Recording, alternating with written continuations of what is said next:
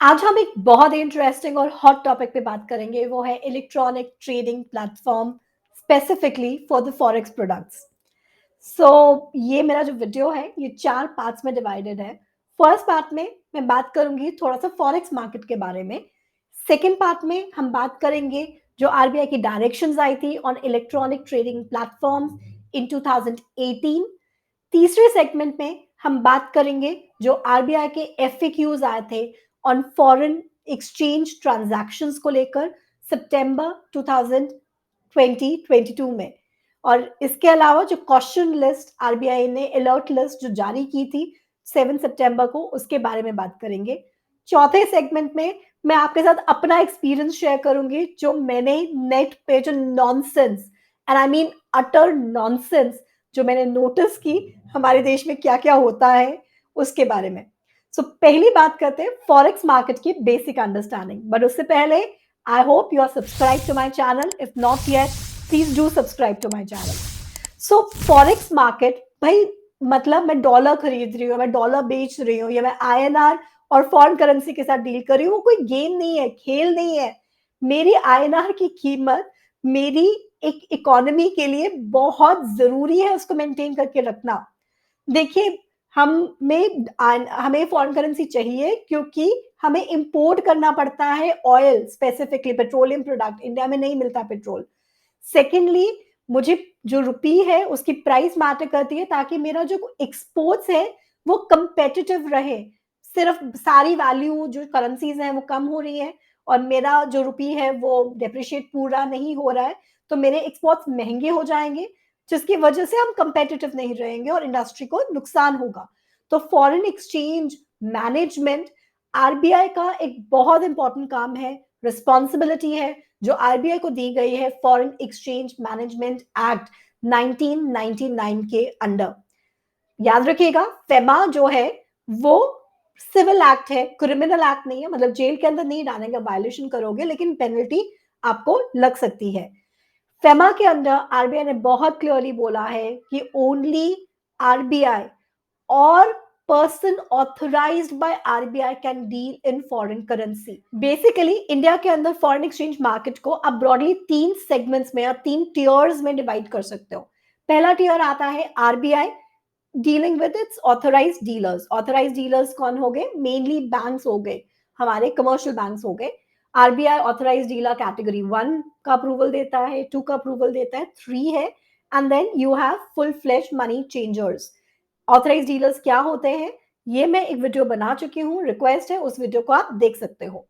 सबसे पहले टियर हो गया आरबीआई ऑथराइज डीलर्स, मेनली इस केस में बैंक्स उनके साथ डील करता है। सेकंड टियर होता है ऑथराइज डीलर्स आपस में एक दूसरे के साथ डील करते हैं, HDFC bank, SBI, ICICI bank के साथ ये लोग आपस में डील करते हैं। और थर्ड टियर होता है जहां पर ऑथराइज डीलर्स अपने कस्टमर्स के साथ डील करते हैं। कस्टमर्स रिटेल भी हो सकते हैं और नॉन रिटेल भी हो सकता है। नॉन रिटेल आरबीआई ने अभी रिसेंटली अपने एफएक्यूज में क्लैरिफाई किया है, फॉरेन एक्सचेंज के हिसाब से वो लोग हो गए जिनका 500 करोड़ से ज्यादा का नेटवर्थ है, और जो non resident other than individuals हैं वो सारे जिन्हें नॉन रिटेल कैटेगरी के अंदर आते हैं। 500 करोड़ के नीचे वाले लोग रिटेल कहलाए जाएंगे। फॉरेन एक्सचेंज मार्केट ट्रेडिशनली हमेशा से ओटीसी मार्केट्स रही है। ओटीसी मार्केट मतलब वहां पे कोई भी ब्रोकर इन्वॉल्व नहीं होता। जो पार्टीज हैं वो एक दूसरे को, काउंटर पार्टीज एक दूसरे को देख सकती हैं और एक दूसरे के देखकर उस हिसाब से ट्रांजैक्शन करती हैं। तो अगर मैं बहुत बड़ी एक्सपोर्टर हूं तो बैंक हो सकता है मुझे डॉलर का अलग रेट दे, अगर मैं इंडिविजुअल हूं तो डॉलर का मुझे अलग रेट मिलेगा, क्योंकि जो बैंक है वो देख सकता है कि वो बड़ा कस्टमर है, आप छोटे कस्टमर हो, और accordingly they can very there price. That is example over over the counter OTC market. आप इसको अपोज कर सकते हो, इसका अगेंस्ट ऑपोजिट रहता है जो हमारी एक्सचेंजेस रहती हैं। फॉर एग्जाम्पल, अगर मैं शेयर खरीद रही हूं through a broker, through a electronic trading platform for let's say Reliance, तो मैं उसमें रिक्वेस्ट डालूंगी या मैं देखूंगी कि उसमें कितने का डील डल रहा है। अगर मुझे वो डील मैच करता है, मुझे वो प्राइस ठीक लगता है, तो मैं उस पर खरीद सकती हूँ। और अगर मैं बेचना चाहती हूँ तो मैं अपनी प्राइस इनपुट करूंगी। अगर दूसरी पार्टी को वो प्राइस ठीक लग रही है और वो ऑर्डर मैच हो जाता है तो वो ट्रांज़ैक्शन डल जाएगी। मतलब ऐसा नहीं होता कि रूही महाजन ट्रेड डाल रही है, तो उसको अलग प्राइस मिलेगा रिलायंस की शेयर का और मिस्टर एक्स-वाई-ज़ेड डाल रहे हैं, उनको अलग प्राइस मिलेगा। ट्रांसपेरेंसी रहती है in the terms that price जो है वो इक्वेटेड रहते हैं, इक्वल रहते हैं। फॉरेन मार्केट ऐसा कभी नहीं होते थे। सो अब आते हैं मेरा जो सेकंड पार्ट है वीडियो का, that is electronic traded platform. So RBI 2018 में डायरेक्शंस लेकर आया फॉर इलेक्ट्रॉनिक ट्रेडिंग प्लेटफॉर्म्स को लेकर, जिसके अंदर बहुत से जो इंस्ट्रूमेंट्स हैं जो ट्रेडिशनली टिपिकली हमेशा से ओटीसी ओवर द काउंटर जो रहे हैं, that is for example repo हो गया, हमारा मनी मार्केट इंस्ट्रूमेंट्स हो गए, या फिर फॉरेन एक्सचेंज मार्केट इंस्ट्रूमेंट्स हो गए, वो सब जने आरबीआई ने बोला कि इलेक्ट्रॉनिक ट्रेडिंग प्लेटफॉर्म्स के थ्रू अब डील हो सकते हैं। आरबीआई ने इन डायरेक्शंस में पहली चीज जनरल गाइडलाइंस दी।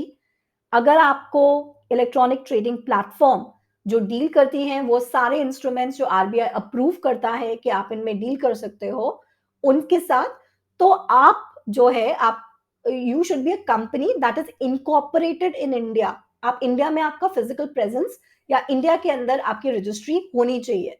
सेकेंड, अगर आप अभी तक इंडिया में रजिस्टर्ड नहीं हो तो आरबीआई से अप्रूवल मिलने के विद इन 1 ईयर आप इंडिया के अंदर रजिस्टर्ड होने चाहिए। इसके अलावा आरबीआई ने फाइनेंशियल गाइडलाइंस भी दी हैं कि ऐसी जो एंटिटी है उसका नेटवर्थ कम से कम 5 करोड़ रुपए होना चाहिए। तीसरी चीज आरबीआई ने जो दी है वो है रिस्क पैरामीटर्स दिए हैं। इसके अलावा टेक्नोलॉजी की गाइडलाइंस दी हैं कि जो टेक्नोलॉजिकल सिस्टम आप सेटअप कर रहे हो वो रोबस्ट होना चाहिए, उसमें स्केलेबिलिटी का पूरा गुंजाइश होनी चाहिए। और इस तरह से आरबीआई ने इन डायरेक्शंस में क्लियरली बताया है कि इलेक्ट्रॉनिक ट्रेडिंग प्लेटफॉर्म्स को किस तरह से नॉन डिस्क्रिमिनेटरी होना चाहिए और फेयरली ट्रीट करना चाहिए अपने मेंबर्स को। और जो भी जैसे हम लोग अगर डील करते हैं किसी भी एक्सचेंज में, जो ब्रोकर्स होते हैं वो मेंबर्स होते हैं, तो उस एक्सचेंज में के जो भी मेंबर्स बनेंगे वो लोग इस फॉरेन करेंसी में वो लोग उस जो इंस्ट्रूमेंट्स जो आरबीआई अप्रूव करता है उनके अंदर डील कर सकती है। अब आते हैं थर्ड पार्ट पे, जो 7 सितंबर को आरबीआई ने क्लैरिटी दी with regard to these guidelines. So RBI ने फरवरी 2022 में लोगों को एक एडवाइजरी दी थी, क्वेश्चन किया था कि अगर आप फॉरेन एक्सचेंज में through a electronic trading platform deal करना चाहते हो तो आप प्लीज चेक कीजिए कि वो इलेक्ट्रॉनिक ट्रेडिंग प्लेटफॉर्म आरबीआई के थ्रू अप्रूव्ड है कि नहीं है, क्योंकि फॉरेन एक्सचेंज डेरिवेटिव्स वो इंस्ट्रूमेंट्स आ गए और वो जो इंस्ट्रूमेंट्स हैं जो कवर्ड थे आरबीआई की इस 2018 की डायरेक्शंस के अंडर। आरबीआई ने ये भी बहुत क्लियरली बताया कि भाई ठीक है, आप ऑथराइज नहीं है और वो कोई ट्रेड चला रहे हैं, maybe they are incorporated outside India. अगर आप अनऑथराइज्ड लोगों के साथ डील करते हो तो ये फॉरेन एक्सचेंज मैनेजमेंट का वायलेशन है। मैं फॉरेन एक्सचेंज में सिर्फ ऑथराइज्ड एंटिटीज के साथ ही डील कर सकती हूँ। उसके बावजूद भी हमारी जनता तो भाई सुधरने से रही। ओपनली ब्लेटेंटली वायलेशन हो रहा था फॉरेन एक्सचेंज मैनेजमेंट एक्ट का। अगर आप यूट्यूब ही देख लो उसमें बहुत से वीडियोस बने हुए थे कि फॉरेन एक्सचेंज डेरिवेटिव्स में आप किस तरह से डील कर सकते हो। देयर वाज एन एग्जांपल कि वो एंटिटीज जो आरबीआई से अप्रूवल नहीं लिया हुआ था, जो आरबीआई की गाइडलाइंस को जो है पूरा नहीं कर रही थी, इलेक्ट्रॉनिक ट्रेडिंग प्लेटफॉर्म्स खोल के बैठी हुई थी जो फॉरेन एक्सचेंज में डील करती थी, वो आईपीएल को स्पॉन्सर कर रहे थे और ओपन वायलेशन। आरबीआई ने रियलाइज किया भाई ये तो जनता सुधरने से रही, तो 7 सितंबर को पहली चीज आरबीआई ने एक लिस्ट जारी की और उसमें बहुत क्लियरली लिखा कि भाई ये अलर्ट लिस्ट है, ये लोग जो है ये नाम लेकर कि ये लोग जो है ये ऑथराइज नहीं है। अगर आप इनके साथ डील कर रहे हो that means you are doing an illegal transaction, जो फेमा वायलेशन है और आपको इसमें पेनल्टी पड़ सकती है। अगर आप ये अलर्ट लिस्ट को देखोगे तो इसमें बहुत से कॉमन नाम आपको नजर आएंगे। मैंने उनमें से थोड़ी जो कंपनीज थी उनकी वेबसाइट को 7 सितंबर को जो ये जब आया था आरबीआई के अलर्ट लिस्ट, तभी उसी के आसपास चेक किया था। ओपन वायलेशन हो रहा था। उसमें बोला गया था कि आप अपना debit card credit card use करके आप फॉरेन एक्सचेंज जो है ये जो एक्सचेंज हाउसेस है इनमें पैसा ट्रांसफर कर सकते हो। Whereas they were offering leverage, leverage मतलब 1:500 का। लिवरेज का मतलब होता है कि I try to generate exceptional returns with borrowed funds. उसके लिए मुझे मार्जिन मनी वगैरह वो अमाउंट ट्रांसफर करनी पड़ सकती है। लिवरेज आपको एक्सेप्शनल रिटर्न दे सकता है, तो एक्सेप्शनल लॉसेस भी करा सकता है। और ये जो ट्रेडिंग प्लेटफॉर्म्स है ये ओपनली अलाउ कर रहे थे और आपको इनकरेज कर रहे थे आप ऐसा करो। देखिए ultimately it's a algorithm based thing. Foreign exchange market जो है दुनिया में 24 घंटे कहीं ना कहीं तो खुली है ही है। हम सोते हैं तो अमेरिका जागता है। तो अगर इंडिया में फॉरेन मार्केट बंद है तो यूएसए के अंदर मार्केट खुली हुई है। तो इसलिए ट्रेड जो है वो 24 आवर्स पॉसिबल है। टेक्निकली आप मार्केट में डील कर सकते हो थ्रू इलेक्ट्रॉनिक प्लेटफॉर्म, लेकिन लीगली नहीं कर सकते।